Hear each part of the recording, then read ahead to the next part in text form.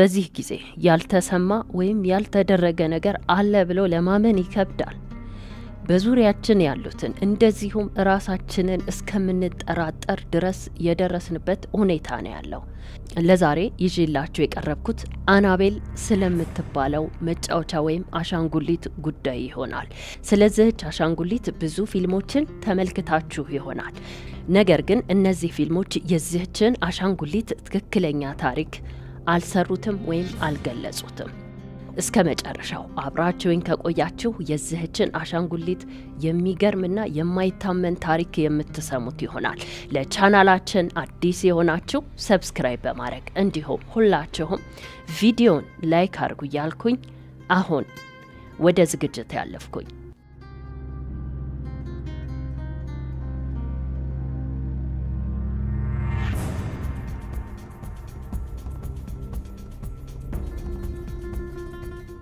የአናቤል ታሪክ የሚጀምረው በ1970 ዓመተ ምህረት ነው። በዚህን ጊዜ አንድ በእድሜ ተለቅ ያለች ሴት ወደ አንድ መጫወቻ መሸጫ መደብር ትገባና ይህችን አሻንጉሊት ትገዛለች። ለምንድነው የገዛችው? ለልጇ የልደት ስጦታ ለመስጠት ነበር። የዚህች ሴት ልጅ በእድሜ ትንሽ አልነበረችም። እድሜዋ 28 ዓመት ሲሆን የነርሲንግ የኮሌጅ ተማሪ ነበረች። ነገር ግን የምትማረው እናቷ ከምትኖርበት አካባቢ ራቅ ብላ ነበር። ከእለታት አንድ ቀን ዶና ከእናቷ የተላከው ስጦታ ይደርሳታል። እንደ ማንኛውም አሻንጉሊት ሁሉ ካልጋዋ አጠገብ አድርጋ ትተኛለች። ነገር ግን ከቀን ወደ ቀን ዶናና ጓደኛዋ አንጂ ያስተዋሉት ነገር ይህቺ አሻንጉሊት ብቻዋን እንደምትንቀሳቀስ ነው። ማለትም ያስቀመጧት ቦታ አያገኟትም ነበር። ለማመን ይከብዳል አይደል? ነገር ግን በትክክል የሆነው ይህ ነው። በዚህም ዶናና አንጂ ውዝግብ ውስጥ ይገባሉ። ዶና ጓደኛዋ አንጂን መወንጀል ትጀምራለች። ምክንያቱም እዚህ ጋር አስቀምጫት ነበር፣ አንቺ ነሽ አንስተሽ ወደዛ የወሰድሻት የሚል ክርክር ውስጥ ነበር እየገቡ የነበረው። ነገር ግን ይህች አሻንጉሊት ማንም ሳይደርስባት ለብቻዋ ነበር እንቅስቃሴዋን የምታከናውነው። ይህንን ሁኔታ ያስተዋሉት ሁለቱ ጓደኛ ማቾች ብቻ አልነበሩ። ሉ የተባለ የዶና ጮኛ አለ። ወደ እነዚህ ሴቶች መኖሪያ ይመጣ ነበር። ነገር ግን ይህቺ አሻንጉሊት ከመጣች በኋላ እዚህ ቤት ውስጥ ያለው ነገር ምቾት አልሰጠውም። እና ምንድነው ለዶና ያላት? ይህችን አሻንጉሊት አውጥተሽ ብትጥያት ነበር ያላት። ዶና ደግሞ እናቷ ለልደቷ መታሰቢያ የሰጠቻት አሻንጉሊት ስለሆነ አልጥላትም ብላ አሻፈረኝ ትላለች። የማይታመነው ነገር ከለታት አንድ ቀን ይህቺ አሻንጉሊት የተቀመጠችበት ክፍል ውስጥ እነዚህ ሴቶች በሚገቡ ጊዜ ያዩት ነገር ነበር። ምንድነው ያዩት ነገር? ልክ ጀማሪ ህፃን የሚጽፈው አይነት የእጅ ጽሁፍ በመሰለ አይነት የተጻፈና ሄልፕ አስ ሄልፕ ሉ የሚል ጽሁፍ ነበር። ሉ ማለት እንደነገርኳችሁ የዶና ፍቅረኛ ወይም እጮኛዋ ነው። እናም ይህ ጽሁፍ የተጻፈበት ወረቀት ኖርማል ወረቀት ሳይሆን ኬክ ለመስራት የምንጠቀምበት አይነት ወረቀት ነበር።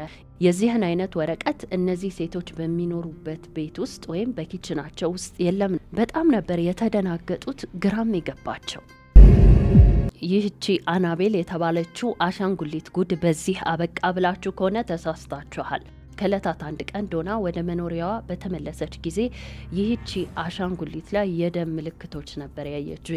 የሚገርመው ነገር ይህ የደም ምልክት በአሻንጉሊቷ ልብስ ላይ ወይም በውጨኛው አካሏ ላይ ያለ ሳይሆን በውስጠኛው አካሏ ላይ ሁሉ የሚታይ ነበር። ልክ እንዴት ነው አንድ ሰው ሲደማ ያለው ሁኔታ አይነት ነገር ነበር ያስተዋለችው።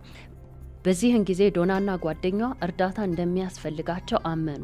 ከዛም ወዴት ነው የደወሉት? የሙታን መንፈስ እናወጣለን፣ የሙታን መንፈስ እናቃለን ወደሚሉት ኤክስፐርቶች ጋር ነበር የደወሉት። ይህ ግለሰብም ቦታው ላይ ደርሶ ለዶናና ለአንጂ የነገራቸው ነገር ምንድነው? አሁን የሚኖሩበት መኖሪያ ሳይሰራ በፊት ከዚህ ቀደም አንድ የ7 ዓመት ልጅ እዚህ ትኖር እንደነበር፣ ስሟም አናቤል እንደሚባልና በዛው ቦታ ላይ ህይወቷ እንዳለፈ፣ ስለዚህም የዚህች ልጅ የሙት መንፈስ ከአካባቢው እንዳራቀና አናቤል አናቤል የተባለችው መጫወቻ ወይም አሻንጉሊት ላይ እንዳለ ነበረ የነገራቸው። አያደርስብንና እንደዚህ አይነት ነገር ላይ ሁላችንም ቢያጋጥመን በቅድሚያ የምንወስነው ውሳኔ ይህችን አሻንጉሊት አውጥቶ መጣል ነው፣ ምንም ጥርጣሬ የለውም። ነገር ግን እነዚህ ሴቶች እንደዚህ አላደረጉም ነበረ። እናም ይህ ሰው ሲቀጥል ምንድነው ያላቸው? ይህንን ያያችሁበት አሁን እሷ ላይ የምታዩትን ነገር የምታዩት ወይም በመጨረሻው አካባቢ ደም አይነት ነገር ያያችሁት የብቸኝነት ስሜት ስለሚሰማት ነው ነበር ያላቸው። በዚህን ጊዜ እነዚህ ሴቶች ጓደኛ ሊያረጓት ነበረ የወሰኑት፣ አውጥተው ሊጥሏት ሳይሆን።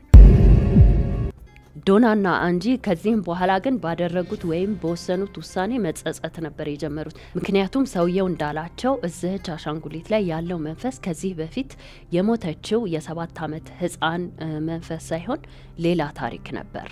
ከለታት አንድ ቀን ሉ የተባለው የዶና ፍቅረኛ ወደሚኖሩበት መጥቶ ያድራል።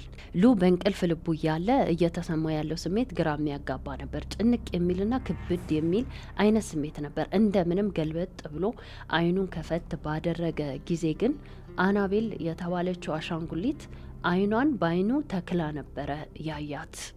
ከዛም ሉ እርግጠኛ ሆኖ እንደተናገረው ከሆነ አናቤል የተባለችው አሻንጉሊት ህይወቴን ልታጠፋኝ ነበር ነው ያላቸው። ተነስቶ ለነዚህ ሴቶች ያንን ያለበት ምክንያት ምንድነው? አይኗን በአይኑ ላይ ተክላ ስለነበር ብቻ ሳይሆን በተነሳ ጊዜ ልብሱ ላይ የመቃጠል ምልክት ነበር ያየው። ከዛም እነዚህ ሴቶች አሁንም ሌላ የሙት መንፈስ አውጪነን ወይም ኤክስፐርትነን የተባሉ ሰዎች ጋር ነበር የደወሉት። እነዚህ ሰዎች ደግሞ ኤድና ሎረን ይባላሉ። ከዛም በቦታው ደርሰው የተፈጠረውን ነገር ለመመርመር ሞከሩ። እነዚህ ሰዎች ቦታው ላይ ደርሰው አናቤል የተባለችውን አሻንጉሊትና ቦታው ላይ የተፈጠረው ነገር ሁሉ ካጤኑ በኋላ ምንድነው የደረሱበት መደምደሚያ? ቅድም የመጣው ሰውዬ ወይም ኤክስፐርቱ እንዳለው ይህች አሻንጉሊት ላይ ያለው መንፈስ የ7 ዓመቷ ህፃን ሳይሆን ማልቶስ በተባለ ነበር። እነዚህ ሰዎች ጨምረው እንደተናገሩትም ከሆነ ይህ መንፈስ እስካሁን ድረስ ሲሞክር የነበረው የነዚህን ሴቶች እምነት ለማግኘት ከዛም በኋላ ከሁለቱ በአንዷ ውስጥ መኖሪያውን ለማድረግ ነበረ እያመቻቸ የነበረው። በዚህን ጊዜ ሴቶቹ የወሰኑት አናቤል የተባለችውን አሻንጉሊት ለአንዴና ለመጨረሻ መገላገል ነበር። ነገር ግን ይህንን ነገር ዝም ብሎ ማድረግ አይቻልም። ምክንያቱም ኤድና ሎረን የተባሉት ሰዎች እንደተናገሩት ከሆነ እዚህች አሻንጉሊት ውስጥ የሰፈረ ወይም ደግሞ አብሯት እየኖረ ያለ መንፈስ አለ። ይህ መንፈስ በቅድሚያ እነሱ በሚያከናውኑት ስርዓት መሰረት ከዚህች አሻንጉሊት መላቀቅ አለበት። ያለዛ ግን በአሳቻ ሰዓት ወጥቶ ምን ጉዳት እንደሚያደርስ ወይም ማን ውስጥ ሊገባ እንደሚችል ስለማያውቁ ይህችን አሻንጉሊት ይዘው ሄደው ያንን ስርዓት ማከናወን ስለነበረባቸው ኤድና ሎረን አናቤልን መኪናቸው ውስጥ አስገብተው ጉዟቸውን ይጀምራሉ። ከዛም በኋላ ግን መግለጽ የማይቻሉ ችግሮች ነበረ በመንገድ ላይ ሲያጋጥማቸው የነበረው። በመጨረሻም ያጋጥማቸው የመኪና አደጋ ነበር። በአደጋውም ሳቢያ ህይወታቸው ሳያልፍ ወይም ጉዳት ሳይደርስባቸው ነገሩን ለመቆጣጠር ችለዋል። ከዛም አናቤልን ሎረን ዋርን በሚባል ሙዚየም ውስጥ ነበር ያስገቧት። ይህ ሙዚየም በአሜሪካን ሀገር የሚገኝ ታዋቂ ሙዚየም ሲሆን የሙዚየሙ ባለቤቶችም እነዚህ ሰዎች ናቸው። ከዛም አናቤልን በመስታወት ሳጥን አሰርተው እዛ ውስጥ ነበር ያኖሯት። ማንኛውም ጎብኚ ስፍራው ላይ ተገኝቶ ይህንን ነገር ወይም አናቤልን ማየት ይችላል። ነገር ግን ወደዚህ የመስታወት ሳጥን ቀርቦ ሳጥኑን መክፈት በጥብቅ የተከለከለ ነው።